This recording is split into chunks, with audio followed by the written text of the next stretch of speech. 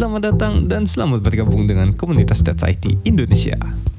Kali ini kita akan membahas masalah yang sering dialami oleh banyak orang. Lantas apakah itu? Ia adalah salah satu penyebab lelet dalam jaringan. Pastinya kita setiap hari selalu menggunakan jaringan untuk berkomunikasi. Apalagi jaringan internet yang sudah menyatu dengan diri kita. Tentunya masalah internet lelet sudah termasuk juga seperti masalah hidup. Jadi masalah internet sama juga dengan masalah hidup. Banyak juga yang menggila disebabkan oleh internet yang lelet. Dari mulai yang menyebutkan sumpah serapah hingga sampai mengamuk gak jelas. Lalu apa penyebab lelet tersebut sehingga bisa buat orang menjadi menggila? Untuk itu mari kita coba kulik lebih dalam.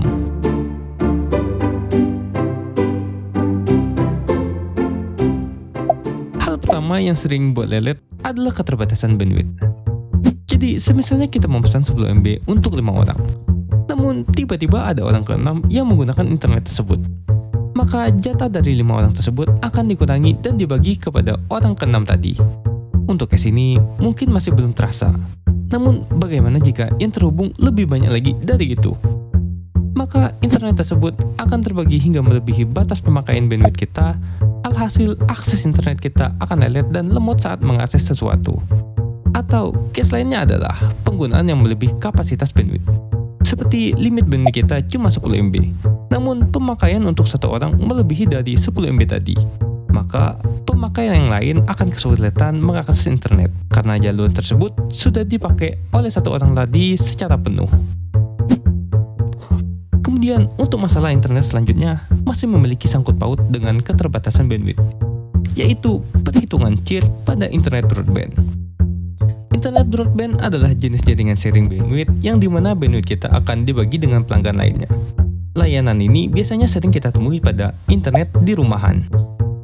Dalam pembagian tersebut memiliki perhitungannya sendiri.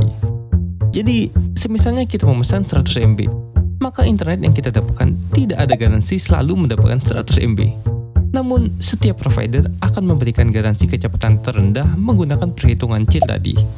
Kita ambil contoh, semisalnya provider A menjual internet rumahan dengan kapasitas 100 MB dengan CIR 1:20, yang dimana 1 merupakan total bandwidth dan 20 adalah pengguna lain yang sharing bandwidth dengan jaringan kita. Jadi, semisalnya jaringan tersebut sedang sibuk dan dipakai 20 pengguna lainnya, maka kecepatan yang kita dapatkan kurang lebih 5 MB dan tidak akan turun lebih jauh dari itu. Namun, dengan jaringan tersebut tidak menutup kemungkinan kita akan mendapatkan bandwidth lebih besar dari itu. Atau mungkin bisa juga sampai 100 MB. Semua itu bergantung dengan pemakaian pengguna lainnya. Jadi, pada case ini, banyak pengguna yang dibuat bingung dengan bandwidth yang sudah besar namun masih tetap lelet juga. Mungkin seperti itu untuk beberapa kasus yang sering terjadi dikarenakan keterbatasan bandwidth. Solusi dari masalah tersebut adalah selalu periksa terlebih dahulu keperluan dan kegunaan kita untuk berselancar internet. Mungkin seperti internet hanya untuk chattingan saja atau untuk streaming video dan lain sebagainya. Kemudian kita harus menghitung jumlah alat yang akan dihubungkan dengan internet. Dengan begitu, kita dapat dengan mudah menghitung bandwidth yang kita butuhkan. Selanjutnya, kita juga harus mencari tahu terlebih dahulu perhitungan CIR pada setiap provider. Dan nantinya akan menjadi tolak ukur kita untuk berlangganan bandwidth.